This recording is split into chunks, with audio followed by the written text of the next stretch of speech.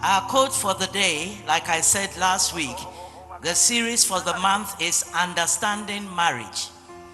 This is because we realize that a lot of us may be in there, but we don't even really know the purpose for the marriage. So our theme for this month of June is Understanding Marriage. And our quote is, in marriage, the head must guide the heart. The head must guide the heart. That is because we cannot afford to be deceived. If you are not married, I think it's a privilege for you to take this series very seriously. We cannot afford to be deceived, because even salt looks like sugar, or sugar looks like salt. You will only know the difference when you have an encounter with the taste. If you put salt and sugar down, you could easily mix the two.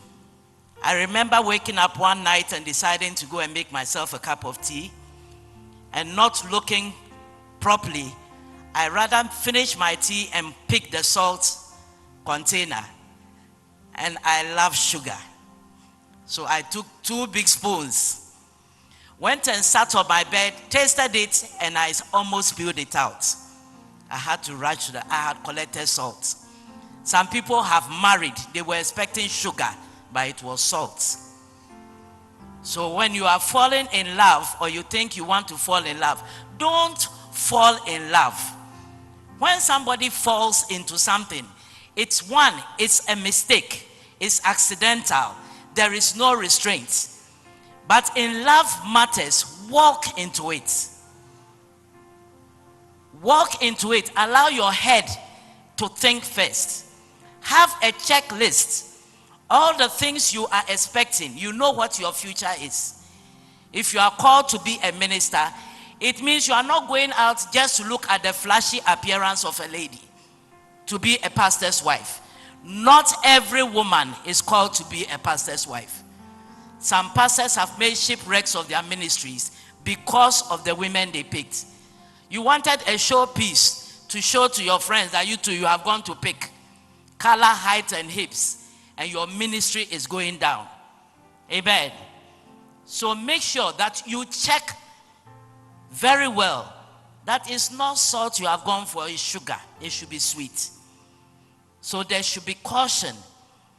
When you fall into something, it's unplanned and uncalculated.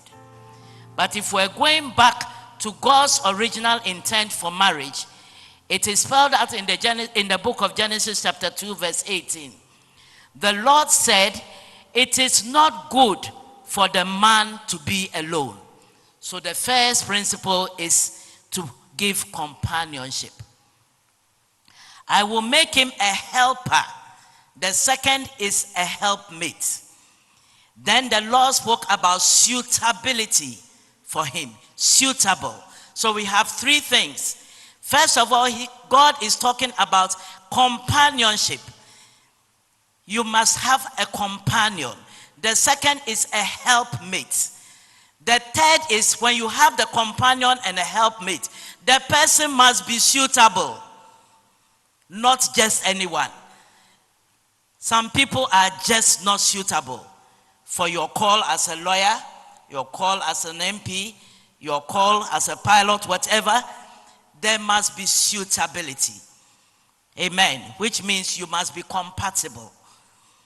So going back to the beginning, the Lord spoke of companionship. Unfortunately, for those who are married, we can testify that they are married but they don't have a companion. You're married but the company is outside the marriage. You are married but the help is outside the marriage.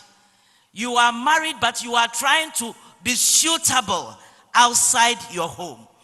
And that is why a lot of people have stalled. They are not making progress. Because if you go contrary to God's word, no matter how you struggle, you can't make it. Amen. Companionship in marriage. Some people are married but very lonely. If you are single, make sure that the person you are marrying is your friend. If he or she is not a friend, When you marry, you're going to be very lonely. Because the friendship will be outside the marriage. The conversation will be outside. How many people are chatting on phone more happy with somebody outside than the marriages? I watched an African movie where the man waits till the wife is asleep. He's even pushing her to see whether she's really asleep. Then he sneaks to go and chat with his lover on the phone. Amen. If you are such a lady also chatting with somebody's spouse, just remember, you may be young today, but tomorrow you will be in that woman's position. Amen. Whatever seed you sow now, you will reap it tomorrow. So what you don't want to be done to you, make sure that as a young girl, as a young man, you don't do it in somebody else's marriage or relationship.